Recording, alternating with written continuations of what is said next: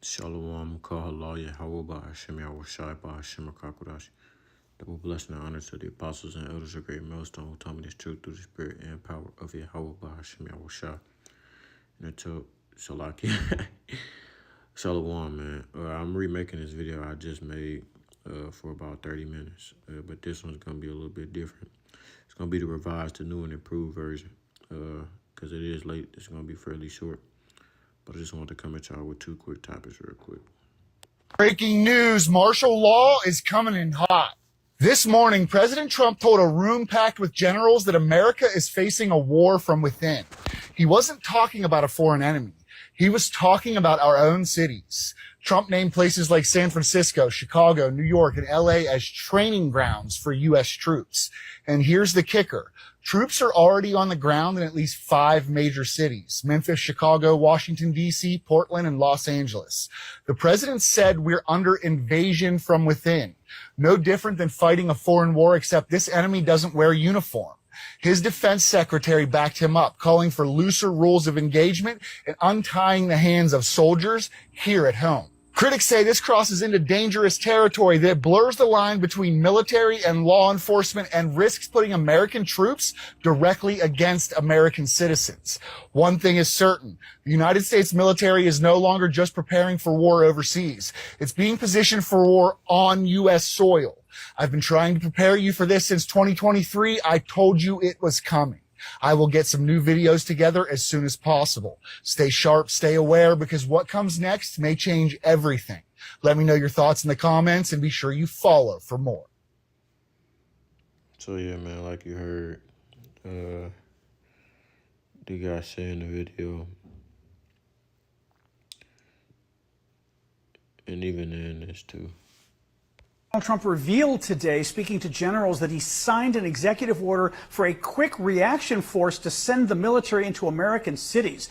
Trump said that there's an enemy within, referring to other Americans, and then said he wants to use our cities as a kind of proving ground to give the U.S. military practice so that when they go abroad, they've already got experience, what, shooting Americans? Watch this. Last month, I signed an executive order to provide training for a quick reaction force that can help quell civil disturbances. This is going to be a big thing for the people in this room because it's the enemy from within, and we have to handle it before it gets out of control. Next clip shows Trump talking about using our cities as a training ground for the U.S. military. Very important mission, and I told Pete we should use some of these dangerous cities as training grounds for our military, National Guard, but military.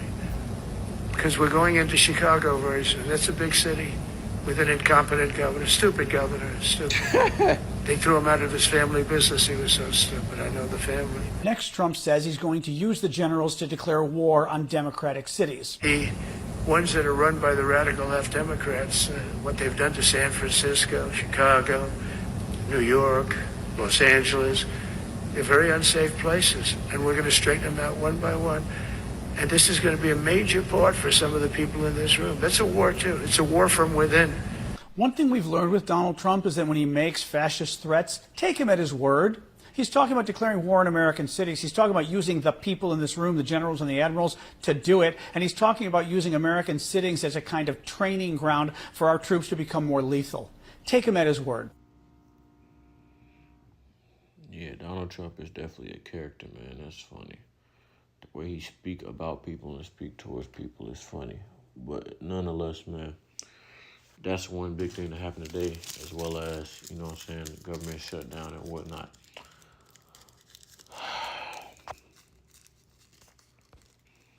We've been telling y'all that these type of things are going to come to America. So now it's just, as we become more and more right, you're going to see more and more people, well, I ain't going to say more and more right. As you see more and more of the statements that we've been making, the prophecies that we've been prophesying come to pass, you're going to see more and more people admitting that we're right. And you're also going to see more and more people continue to deny us. But those who try and deny us, you know, you're not hurting us. If you want to listen, you're going to listen. If not, That's on you. The book of Matthew 24:6, it reads, "And ye shall hear of wars and rumors of wars. See that ye be not troubled, for all these things must come to pass, but the end is not yet.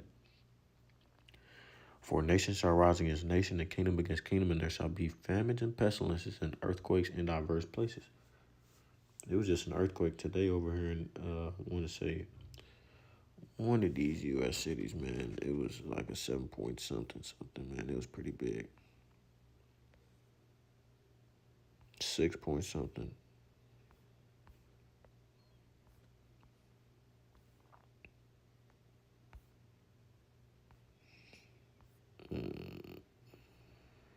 I can't remember off the top of my head, man. Here it is. Not in the U.S., but all over the world, like it said, diverse places. 6.9 mag earthquake strikes Philippines as buildings collapse after shake hit in middle of the night. Imagine in the middle of the night, your building just collapsed. Lord cold, man. He's not bullshitting. All these are the beginning of sorrows. So we're seeing the potential, man. We've already been seeing race wars in the streets in America. We're seeing the potential of civil war as well.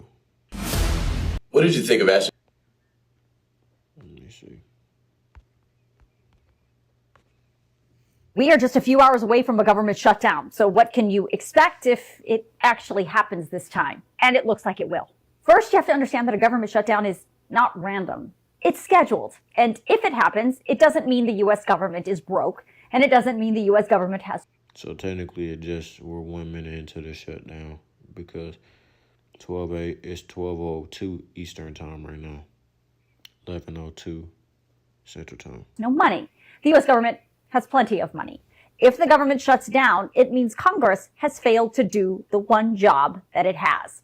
See, the U.S. government runs on a fiscal calendar from October 1st through September 30th. And every single year, it is Congress's job to find a way to fund the government before the fiscal year ends. That means it's Congress's job to figure out how much money each department and agency will get in their budget and figure out which priorities will and will not be funded.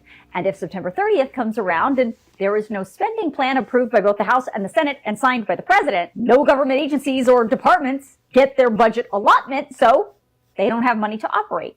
Then they have to close, and ultimately the government shuts down. And tomorrow is September 30th. And we are not even in the ballpark of a deal to keep the government open. Okay, so now that you know how government shutdowns happen, let's talk about what happens when the government shuts down. During a shutdown, the federal government must stop all non-essential functions until Congress passes a spending bill. Each agency and department determines what work is essential and what is not. And So the White House, through Office of Management and Budget, which I was talking about that in my previous lesson, are very involved in which agencies, departments are considered non-essential. in this Trump administration, the executive branch also has a big say. The federal workers who are considered non-essential will be furloughed, and agencies and departments that are considered non-essential will close. Now, instead of running down a list of what is considered non-essential and will be shutting down because it's a pretty long list, it's actually much easier to tell you what is considered essential and will be staying open.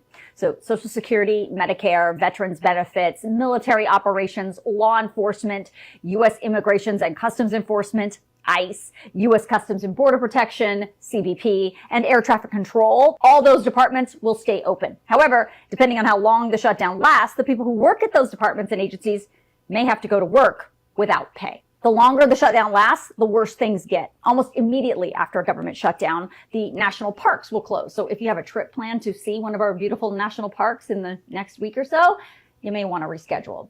And if the shutdown lasts more than a few days, passport processing could slow down or stop. Federal courts, including immigration courts, could start postponing or canceling hearings. And some federal government contractors may not get paid. Now, your payments from Social Security, Disability, Medicare, Medicaid, those will all still be processed, and the post office will stay open. However, some of the federal employees who work at those places are considered non-essential. So if you are looking to get help at those places, or you want to perhaps process a new disability or Social Security claim, or if you have questions about your existing benefits, getting those answers will become more difficult the longer the shutdown lasts. The White House used to keep a department by department list of shutdown plans, But now this Trump administration says each agency and department will post their own shutdown plans, which I will email as many of them to you as I can in tonight's Facts HQ email, so make sure you sign yourself up. The last time the U.S. government shut down was in 2018 and 2019 during the first Trump administration. Back then, the government shut down for 35 days. That was the longest shutdown in 40 years. The standoff in Congress back then was over Trump's demand for almost $6 billion to fund his border wall project. Lawmakers in the House and the Senate fought over that money for 35 days. But the shutdown actually cost the American economy billions of dollars. And after 5 weeks, then President Trump, during his first term, ultimately signed a spending plan that did not include the funding for his border wall. Now, these days, the issues between Democrats and Republicans are much different. But in the end, Republicans right now control the House, the Senate, and the White House. So it is on them to keep the government open. And because of the rules of the Senate, coming up with a funding plan must be negotiated with Democrats because Republicans do not have the 60 votes necessary to pass the types of spending plans that President Trump wants on their own. We are just a few hours away from a government shutdown. Now that the shutdown deadline has arrived, and the government is on the verge of its... Yeah, man. So, like she was saying, there's a lot of things that could come from this, right? You know, people not being able to work and stuff like that. And then those who are at work, they're working for no pay. That could lead to strikes and stuff like that. So, let me see. This thing could be a short thing. You know what I'm saying? It could be short. Could last for a while. So, hey, just keep your focus on the truth, man.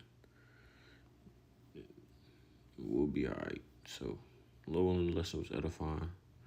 No, it's short, but I did mention that it would be short. So, low on the list was edifying. Those out there listening and watching, I'm gonna close it off there. Call lawyer Hawaba Shimya Washaba Shimmer Kakudash. Double blessing and honor to the apostles and elders of Great Millstone. Tell me this truth through the spirit and power of Yahweh Shimya Washah. And until next time, I say Shalom Israel, Shalom. And as always, we're one day close to the kingdom, man. Keep pushing, keep pushing, keep pushing. Shalom. And as I mentioned in my previous lesson, happy day of atonement, y'all. Shalom.